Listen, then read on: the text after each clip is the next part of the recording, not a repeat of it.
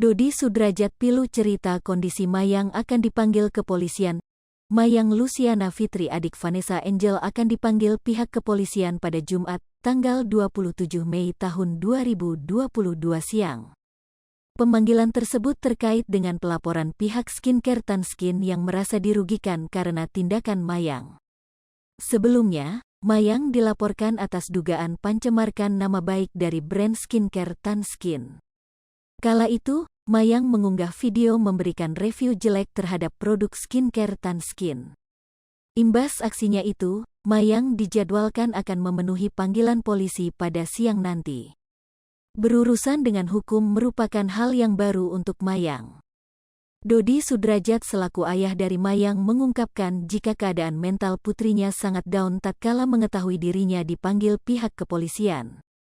Reaksinya agak sedikit down juga gitu. Tapi Dedi bilang, enggak usah down, nanti pokoknya Dedi temenin kamu punya kuasa hukum yang luar biasa Bang Farhat, nanti Bang Farhat yang akan mengurus semuanya, ungkap Dodi Sudrajat dikutip tribunstyle.com dari kanal YouTube official NITNOT, Jumat, tanggal 27 Mei tahun 2022.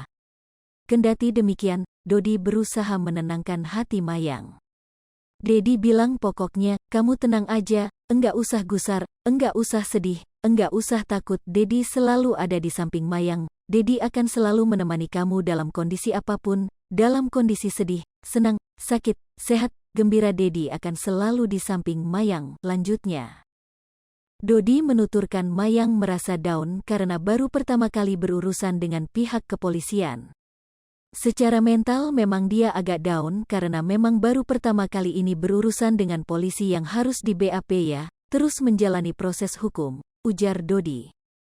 Tapi Dedi rangkul jangan takut karena ada Dedi di sana. Pokoknya Dedi menenangkan hatinya, semuanya akan berjalan baik-baik, sambung Dodi. Lebih lanjut, Dodi berharap ada perdamaian antara Mayang dengan pihak Tanskin. Semoga nanti ada mediasi, ada damai dengan pihak Tanskin, harapan Dedi juga begitu, ujar Dodi. Supaya Mayang kan sekarang sudah, job-jobnya semakin banyak, supaya Dedi bisa fokus, kalau ada kayak gini jadi distraction dia, Mayang enggak fokus gitu, tambahnya.